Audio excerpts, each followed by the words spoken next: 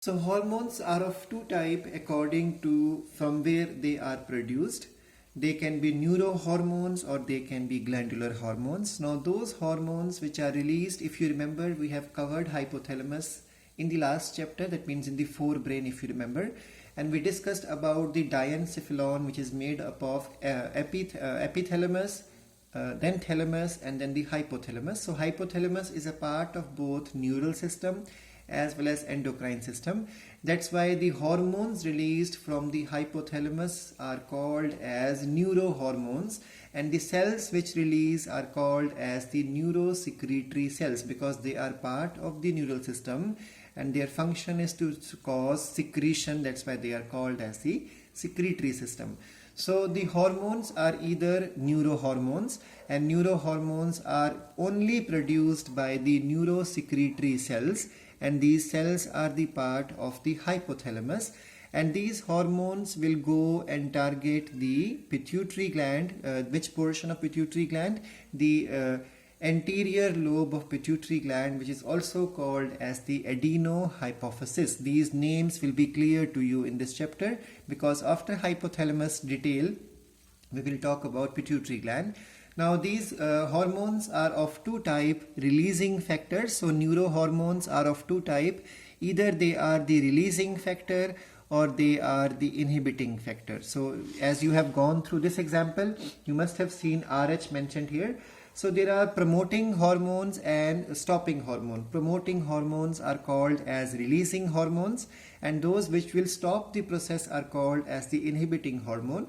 So remember, these releasing hormones and the inhibiting hormones are the hormones released only by the hypothalamus, and these releasing hormones and the inhibiting hormones are the two types of the neurohormones. So these hormones are released from neurosecretory cells of the hypothalamus, and they will go into the adenohypophysis, and they will have two types and two effects.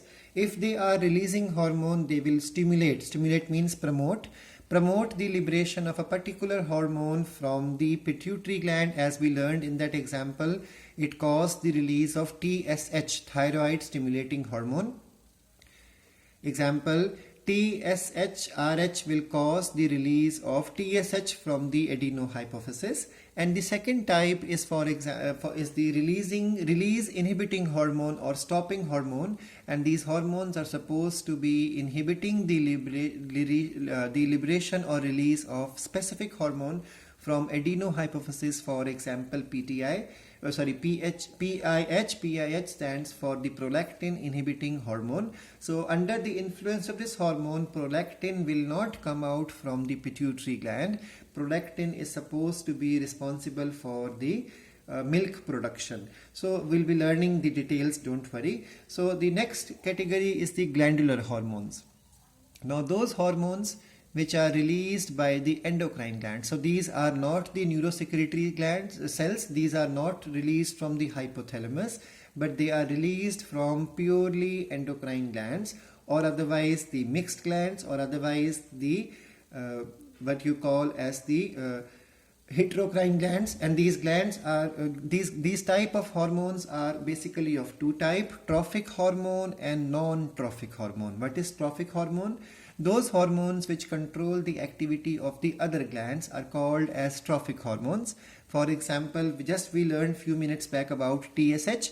TSH, not RH, I'm talking about TSH now. So TSH comes out from the pituitary gland, and it will go and target the next gland, and the next gland we learned there was the thyroid gland. So TSH is the thyroid stimulating hormone. So all stimulating hormones are called as the trophic hormones. So they are going to control the activity of the other glands. And for example, TSH is released from pituitary.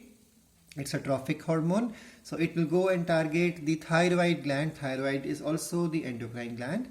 And then we have the non-trophic type. Non-trophic type of hormones are those hormones which will not have control over the another gland, but it will have effect on the body parts and some other regulatory functions, like for example sexual development, body development, the release of glucose in the body, blood sugar level will increase. Such type of effects are called as the body are the non-trophic effects. So such hormones are called as the non-trophic hormones.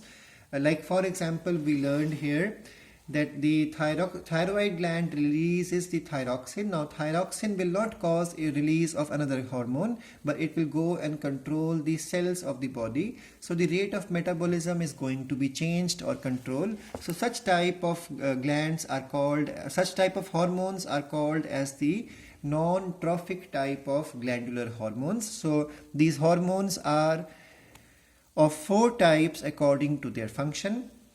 So a glandular hormone released from the endocrine gland, and if it is a non-trophic type of hormone, it can have effect over the growth and development of human body, and such hormones are called as morphogenetic hormones. And those which will have control over the metabolism, like the example we learned was the thyroxine hormone. So those hormones are called as the metabolic hormones. And then those which control the body movement, like for example heartbeat increasing, or the muscular peristaltic movements are changing, or it could be the release of the urine out of the body. So anything which will cause the contraction of the muscle or movement of the body, such type of hormones are called as the kinesiogenic or kinesogenic hormones.